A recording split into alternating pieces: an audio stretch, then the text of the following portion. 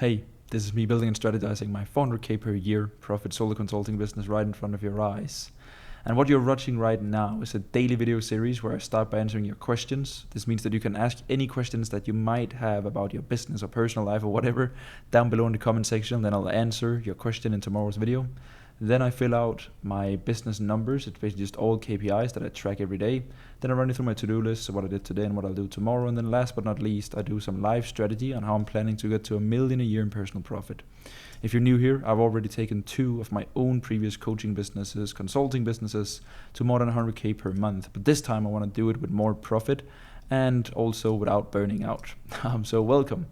What you're watching right now is my daily update channel, as you can see. So what I always do is that I head into community, and then I basically just find a comment and a question from the previous videos comment sections that I haven't answered so that I can help these people out.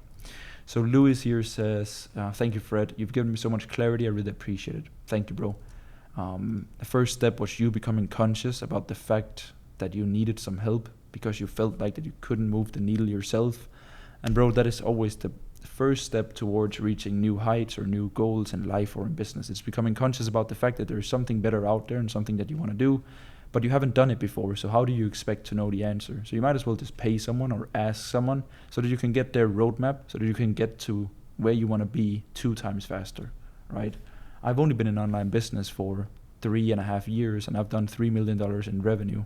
Like if I didn't have mentors, I would still be at 5k per month probably, you know? So well done, bro.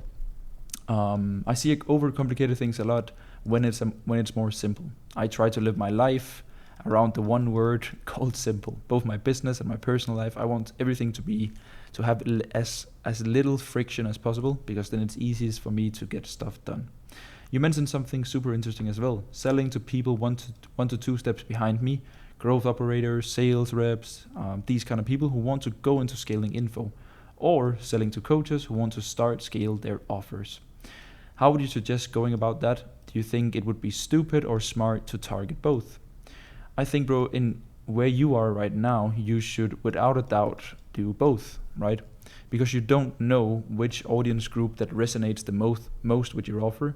You don't know which group of people you enjoy working with the most personally. And you don't know which group of people that you can actually help to get the best possible results. So a good tip that you can use, bro, is that whenever you feel like you are communicating to different kinds of people, for example, me, right? The digital coffee shop can be used by both coaches, consultants, agency owners. Agency owners can come to me and get help with packaging their done-for-you service and knowledge into consulting. I also get coaches that come to me and I help them create an even higher ticket offer, maybe a downsell. I help them optimize with sales team, ads, whatever it can be. And then I also have people in the middle that are like consultants, or they're not like a full-blown agency, and they're not a coach either. They're like kind of like me, right? So like I appeal to a larger demographic, so to say, and I think, bro, you're in the kind of like the same place here. So when you feel like you are split in between 2 different audiences, right, 1 and 2, then instead of calling out the different audiences, what you simply just mention in all of your content is just the vehicle and the outcome that you want to get people to, right? So what I talk about is core product, 3 different deliverables. Agency owners can resonate with that. Coaches and consultants can also resonate with that. I talk about profit instead of revenue, right? I talk about attracting clients with content and ads instead of chasing them with manual outbound. I talk about serving people and taking good care of your clients and having high lifetime value and referrals, instead of selling and only focusing on collecting the first payment and then on to the next client. What is universal here is that every single group of people, agencies, coaches, consultants, can all resonate with this model and be like, hey, I want to implement this model, right? So of course, bro, in your case, what you can do is probably what I would start with, but then you can also just do different call outs, right? For example, if I have 20k on Instagram, right? So I can do a story being like, if I wanted to do, for example, DM work and like chat with people back and forth, I could make a storyline being like, hey, I want to know a little bit more about my audience. What kind of business are you running? I am a coach. I run a marketing agency, or I'm a beginner. And then I could DM with every single person, and I could probably convince them that the digital coffee shop was the best possible solution for their unique situation, no matter what person it was, right? I don't want to do that because I don't want to spend my time in the DMs. I spend my time on making videos like this, right? But I hope you get the point, bro. You can always call people out in like outreach or an ad or in your story because you decide the targeting, and then you can just talk about your vehicle. But to get back here, bro, I think suggest going about it. Start with both, bro. Open up, let's say, 3 or 4 spots for coaches, 3 or 4 spots for growth operators, and then see where you kind of like get the best results, man. And then based on that, then you basically just pick one or another, or maybe you're like me and be like, it works well to have a community with both coaches and consultants and agencies, because like 95% of people that works with me are mainly working within info, right? Of course I have fitness coaches and these kind of people, but they also learn a lot from speaking with people that are running a marketing agency, right? Because like if you're a fitness coach, you're really good at fitness, but you're not that good at marketing. And the people that want to work with me on a done with you basis, mentorship, is fitness coaches that won't control and understand how their business work instead of paying an agency, right? So a good synergy. I hope it helps, man. Just keep it up, and then just like try a lot of things right now, bro, now that it's a new offer for you. Hey T, question. Hey Fred, thank you Fred for all the answers. You're the GOAT. Thank you, bro, man. I appreciate the kind words as well. I got you. You piqued my interest in teaching clients how to ask questions. Could you share more info on that? Do you have a specific framework that you give your clients? Seems pretty high leverage for both sides to have this in place. Correct. Asking good questions is a skill set in life. I think, bro, good examples of good questions are the ones that you ask on my daily update, because good questions, in my opinion, they give context, own reflections, and then like they ask for like a specific outcome or angle, right? They have a purpose with asking the question. So what example can we pull out of the ass here? It can be an ad. Let's take an ad, for example. Let's say that my clients have now generated an ad creative. A lot of my clients ask for feedback about their ad creative and strategy and budgeting and targeting, which is completely fair because that's very unique to every single business and their situation, right? This is a bit off topic, but like I promise you there's no right or wrong KPI inside of your business. It all depends on your like lifetime value, like front end cash, back end cash, lifetime value, how you want to run the I'm not going to go off a tangent here, but let's talk ads. So a lot of my clients, they send me their ad creatives, right? A good question, all right, let's start with the bad question, would be like screenshot the ad creative or screen record it and then be like, what do you think, Fred? Like the thought process here is good. Like, what does Fred think about my ad? But I have little to no context here. I don't have anything to work with.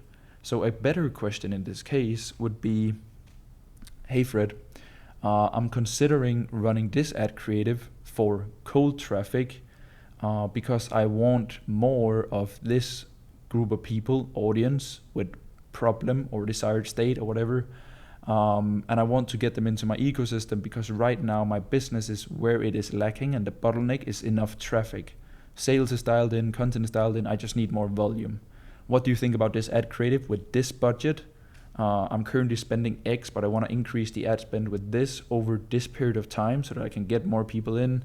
What do you think about the setup, for example? Like that's a way better question, right? Because I get context in terms of cold traffic or retargeting.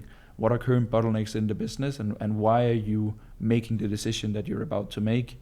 And then also I know if like based on that information, I can kind of like determine whether it's a good idea or not to run that specific creative with this specific targeting and whatever. So that's how I'd go about it. And I basically just teach people that on our onboarding call, right? Because most of them are marketing agencies, coaches, consultants themselves. So it's like they also have clients that asks bad questions, quote unquote. And I never call my people out when they ask questions that are bad. Like it's whatever. We all do that sometimes, you know. So that's how I do it, bro. That's how I do it. Also, pretty out of the blue question: when you are creating a course for a client, do you teach them the principles behind why something works, or just give them the tactics that work? For example, teaching a person why offers in the first place, or just giving them a framework of creating offers that have worked for you. Very good question, bro. So this is a good question. What I've realized is that first, it depends on the audience. It depends on if you're selling to beginners or a more sophisticated market. I've realized that beginners need a lot more info than sophisticated buyers. Typically, a sophisticated person that, let's say, is doing $20,000 a month, they already know about ads, right? Like most people above 20K know that we should probably run some ads at some point if we want to scale this thing predictably, right? So I think the more sophisticated your buyers are, the less why they need and more frameworks. But at the same time, if people knew how important it was to do specific things, they would have done it. All right? Like if people had the same philosophy and belief in ads that I do, everyone would be running ads, but they're not, right? So I think, bro, understand the difference between the audiences and who you're appealing to. But I would say the best thing you can always do is just to have a combination of both. So like I build all of my course modules around the same, that follows around the same structure. So it's like why first. So like let's do YouTube, for example. Why YouTube will make your business like 5x the return of investment over time. Then like explain long form content, nurturing, content lifetime value is way higher on YouTube than on Instagram, for example. And just like, why is it worth your hours? Because when people fully understand, okay, I need to prioritize this or I'm missing out, then they'll do it, right? Then I give them frameworks. So I try my best to give them frameworks of the things that I've actually done myself. So I'll be like, hey, I created this video for the digital coffee shop, like a method VSL video. Here is the full transcript boiled into like exact how to do it for your business. Here is how I've edited it and the thumbnails and titles that you can use. Go and do it yourself, right? So like I give them my own stuff and then a framework that is like generalized for them. So like why, own learnings, own frameworks, own things produced in that area, and then a framework that they can use. And then this is a good hack. I don't see a lot of people doing it, but it works incredibly well for me. It is to give people checklists. So this means that let's say that I have a module about YouTube, right? And we do like why YouTube is like the GOAT platform. And then my own learnings from YouTube, then frameworks for YouTube. And then of course like multiple different videos. So like breakdown videos, case study videos, method videos, raw videos, edited videos. So like to give people a lot of information about different content pieces that they can do. And then in the end of that module, you want to give people a checklist. So like here's how to succeed with YouTube. And then like you boil all the modules down into like a list where people can tick it off themselves. So like one video a week and then like YouTube foundation. So I need a VSL, a case study, a method video. Okay, nice. And then because then you take all the info and all the frameworks and boil it down to like kind of like a to-do list and a checklist, and that works extremely well for people. So I always do that with my clients, and they like it. So hopefully that helps, bro. Good luck, man. Good luck. Then Untalked here has a question. Thank you, Frederik, for these videos. I appreciate it, and thank you for watching along. I run a YouTube channel, and I've been making videos on topics that I find interesting, but it does not make any significant amount of money. I have made money from a lot of different things, but I ultimately want to make money from an online business. I have filed for business registration in Sweden. Congratulations, man. And I am currently building an AI outreaching systems for client acquisition that I can sell to B2B companies. That sounds pretty cool. Do you have any tips starting out in the high-ticket space, especially in the Nordic countries? Specifically, what should I focus on in the start of growing the business?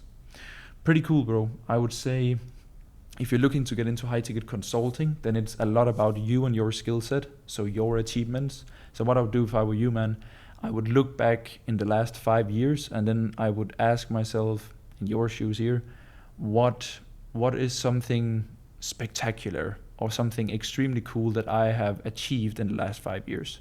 And don't worry, man, it doesn't have to be like winning the Nobel Peace Prize, all right? It can just be, for me, for example, it was like, I built a pretty good marketing agency, so I started a consulting business on how people could start a marketing agency.